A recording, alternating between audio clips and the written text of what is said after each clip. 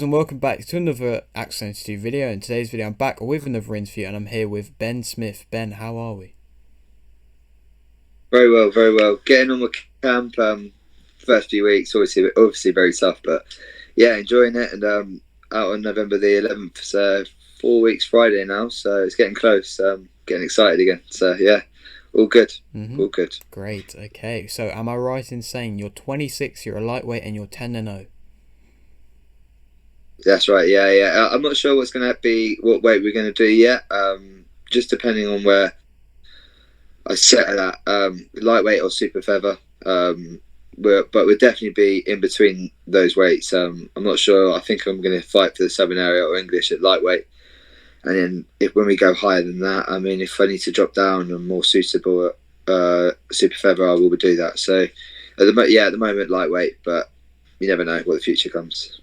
Definitely. Okay, well, if you are new around here and you haven't yet subscribed, please do so. Like the video if you do need like the video, and let's get straight into it. So we'll speak a little bit more about this fight coming up in a little bit, but I always like to kind of start right at the start of the career with my interviews. And so the question which I always like to start off with is, why did you start boxing? To be totally honest, it was my dad that took me down to one of his friends' house when I was about 8 years old. So I've been doing it since my whole life. When I went down to and trained with one of my dad's mates, and I saw I had a bit of talent there. So they took me down to Marlow ABC, which is very local to High Wycombe, and yeah, just went from there. Had 2 fights at Marlow, joined High Wycombe Amateur Boxing Club, and then did my whole amateur career there, and then turned pro at 18. So it's just from how I started was just enjoyment really. Still had a little bit of talent there, of course, but it wasn't. There was nothing. It was a standout sort of thing. It was more just I enjoyed it so much. I've always been a natural sportsman. I love to play football. I love to play rugby. But then when boxing took over, it was a new challenge, and it was a solo challenge as well, which suited me better. I wasn't the best team player, so when boxing came along, it just everything clicked, and that it's all I've wanted to do since I was 8 years old now. So yeah, just keep going. That's great. Okay, well, so you said you were in the amateurs until you were 18. Up to that time, did you get any big achievements? Did you win any competitions or anything like that? Yeah, I won the NABCs. I won the ABAs. Had a few England caps, capped in my country as well. Wow. But for me, what it was with the amateurs, the only reason why I turned pro so young is I lost a little bit of fire for the sport. I've always wanted to be a pro ever since I was a kid. That was always the goal. And when I turned 18, I think in hindsight, I wish I did. In hindsight, I wish I didn't. But when I was 18 and that I was able to go pro. That's all I wanted to do, and I didn't want to box as an amateur anymore. So that's why I turned over early. Like I said, in hindsight, I mean, I probably should have waited a little bit younger into the senior ABH, won that probably, and had a lot more amateur experience. Pushed for the GB sport a bit more, but I had some good opportunities going pro. I was with Mark Tibbs at the time, and it just seemed right then. But like I said, in hindsight, I wish I stayed amateur a little bit longer, gained a little bit more experience. But I've gained a lot of experience in the pros now, and I've had some tough fights against some tough journeymen, which I've learned a lot of lessons in. So I don't regret it, but at the same time, it's more. Yeah, it probably was better. Probably if I turned pro at 23, 24, just to get that man strength a bit. But I've got through the stage when I didn't have the man strength, and I've still got the zero. So just looking forward and looking for bigger things now, looking for titles, and get this fight out of the way, and looking for that 7 hour English. Definitely. And so you spoke a bit there about how you wanted to how you turned pro at 18 and you would have preferred to maybe have done it a bit later looking back on it. Is there any reason why, like, you've been professional now for 8 years, and so is there any reason why you haven't quite managed to muster up some more fights? Not to discredit any of the fights you've had, but No. It's a good question. I've had some difficult times in boxing. I mean, when I was with Warren, I'm not putting disrespect to the name whatsoever, but I wasn't active enough. And then I had some problems with manager contracts and things like that, and then COVID hit, and it's all just been a bit stop start stop start stop start. But I have always been in the gym. I've always been learning. It's not like I've had breaks out boxing. But I have always been in the gym. So it's not like I've gone away and blown up to what a stupid amount of weight and things like that. I always have been dedicated and focused. It's just fights haven't happened as the way I wanted to. But I mean, I think that's built a bit more of a bit stronger mentality with myself. I mean, when fights do get called off, I've had fights called off the day before. That's happened twice. So obviously making weight and things like that, and fights being called off and then not getting paid and things like that. I've had to deal with that a few times. So, I mean, I've learned a lot and understood that the pro game isn't plain sailing, and there's ups and downs in this. And just to take it as it comes and just enjoy the journey. I mean, I'm in a great gym now. I'm in the best. I probably want to say one of the best gyms in the country now. With Ben Davis and Barry Smith, and I'm getting the best. I'm coming on leaps and bounds, getting the best sparring. I sparred Lee McGregor on Monday, and I mean, I've done rounds with Lee Wood. I've done rounds with Billy Joe Saunders. I mean, I could keep naming off the sparring I've been having in this gym, but I've definitely haven't been active as what I wanted to be, but I am still progressing the way I still where I want to be with progression wise, and I'm ready for titles now.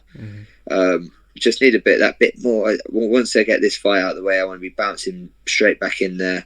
We were going to do that last fight, but I broke my hand in my last fight, so that got pushed back again. So that's why we've had the time out from April. So I mean, it's just been a lot of stop starting and hard, but that's the pro game and something that amateurs have to realise, and that's probably why I wanted to. Well, in hindsight, would have liked to become pro later, because I didn't understand that when I was 18. When I was getting, you're fighting next month, and then that didn't happen, and then all right, you're out in 2 months, that didn't happen, and then next thing you know, you've been out of the gym been out of the ring for 6 months. You're thinking, oh God, what's going on? And then that's the hard bit of keeping your head there. But I've done that now, and I'm ready to push with titles and stuff now. Like I said, and once I get that 7-hour English around my waist, I'm sure I'll be getting fights left, right, and centre. I'll be the man that people want. So just waiting for that date now, mate, and looking forward to it. Definitely. Okay. Well, in this time you have been professional. You've had of course 10 fights, and you've won all of them so far.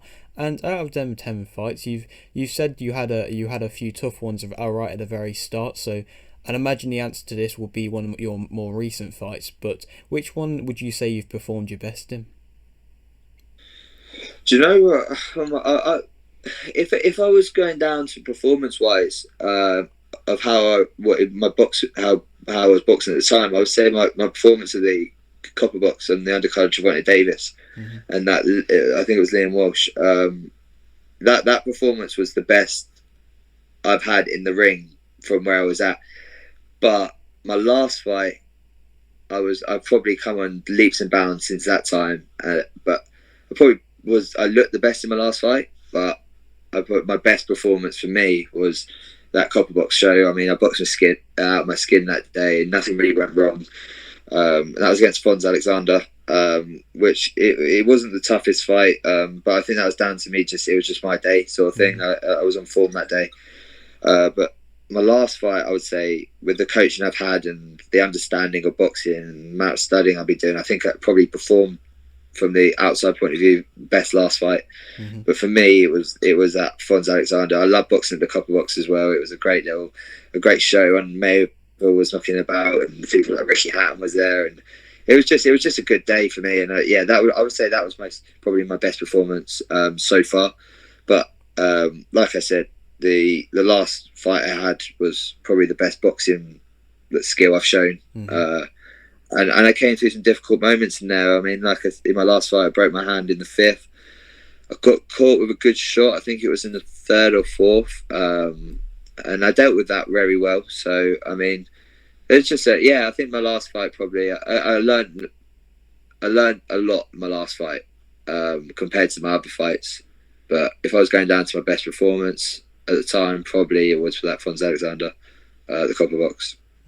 Great. Okay. Well, would you say then the best is still yet to come from you.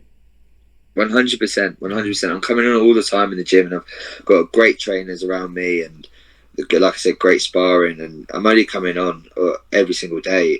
We train the work mentality that Ben Davison and Barry Smith have instilled in me, and in being around that gym and just just seeing how they work and how they study boxing. And it's not just, I've learned that it's not just what you do in the gym, it's how you live your life outside, what you watch. And that's been, I've been able to see that when I've seen Ben Davison been training Lee Wood, and watching how they go over tactics, and seeing all the video analysis that Lee Wiley, who works in our gym, does, and just seeing that side of boxing, which has shown me a totally another side of it. And it's almost refreshed my enjoyment for the sport as well. I've realised that there's so much more that I need to do.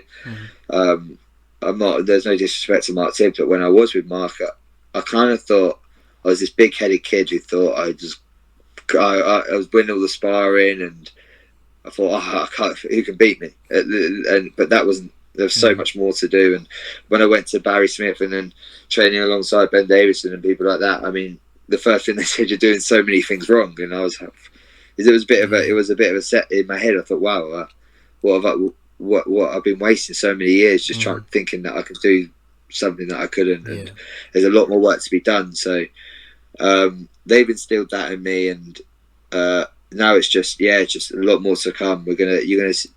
Everyone's gonna see a different Ben Smith now. I mean, there'll be more regression. My boxing knowledge has gone through the roof. And my confidence as well has gone flying up. Like I said, being around these sorts of people, it's just putting more and more confidence in me, and I'm just going to use that and go and take over as much as I can, go as far as I can in this sport, and give everything I got.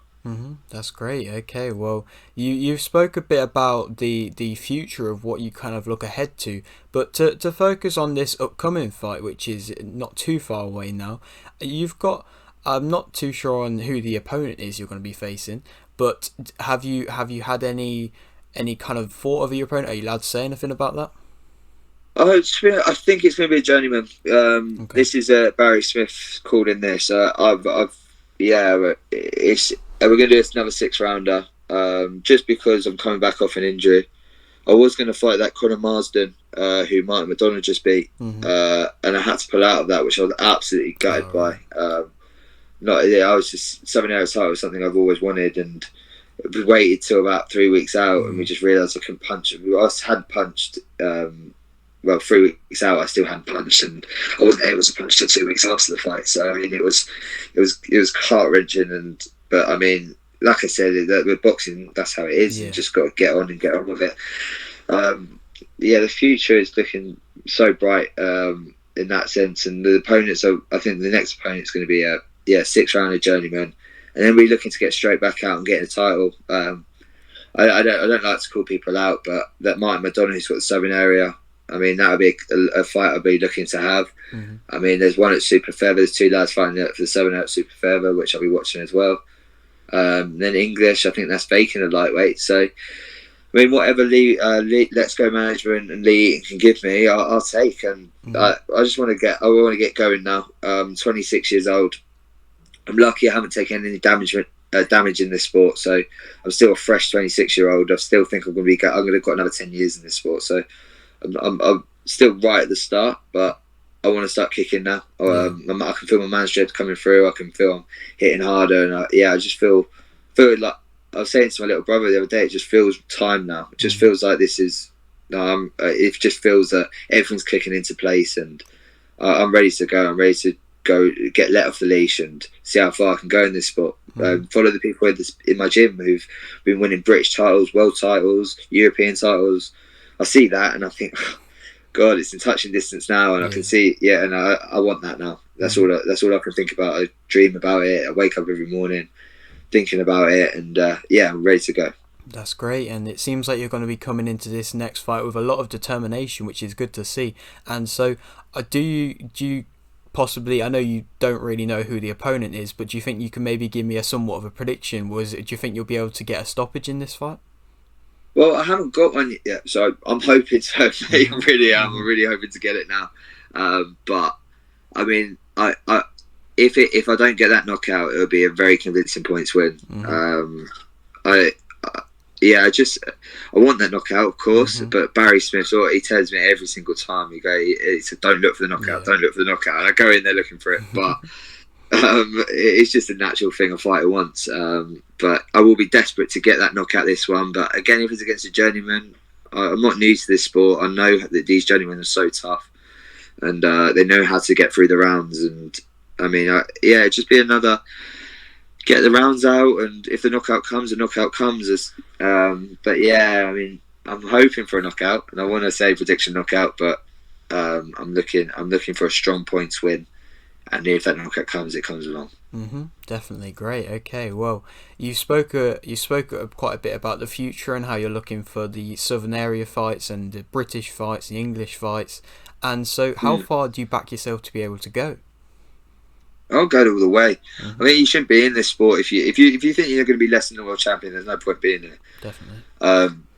I've been obviously been testing myself against world champions in the gym and things like that, and yeah, obviously the experience they've got and what they've shown me in the gym. But I believe I can do it. I believe I can reach that level. And I just need to be. They've shown me I need to be a lot more dedicated, which I've done over the last 6 weeks. I've been right on it. But that's something that I've learned off when I've been watching the likes of Ben Davison training people like Lee Wood and Josh Taylor and Lee McGregor and Shabazz Masood. I mean, the way they train and the way they act. I mean, I look at that and it's going to take me to another level. And then I've got a great coach in Barry Smith who's taken me. He's brought me into this gym, which I'm more than grateful for. And when Barry's got his knowledge of the game as well, it's just second to none. So I've got all the chance in the world of doing this. It's down to me, and they say that a lot. Barry tells me that all the time. He said, "This is all on you now. If you want to go far in this game, you have to dedicate. And if you don't, you'll win a British. You might win a British if you're lucky, but." I mean, it's all down to my dedication and what I can put in it. I 100% believe if I throw everything at this, I can get to the top. And to be totally honest with you, I don't want to stop until I do. I'm going to keep working and working and working, and I'm going to be. If I'm 50 years old chasing this dream, I'm going to be 50 years old chasing this dream. I mean, that's a bit unrealistic to say, but I mean, I will be. That's all I will be doing. And when I don't think I can make this world title level, if that ever day does come, that'll be me hanging up the gloves. Yeah. If that motivation, that drive to not be world champion is gone, then that'll be my time to say, right, it's time to walk away from the sport. But that's all I want. And it's my dream. And I watched Lee Wood fight with Michael Conlon in Nottingham.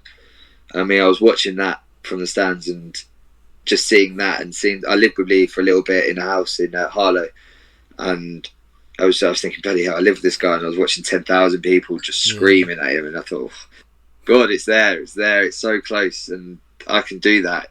It's in touching distance now. It's great to have them people around, but yeah, world champion, 1,000,000%. This is only the start. Like I said, I want these Southern area, I want the English, and then, I mean, whatever comes next will come next. I'm not bothered, but I definitely want to be stepping up and up and up, and I don't know if it's going to be at super feather or lightweight. See how my body what weight I settle at. But world champion, 1,000,000%.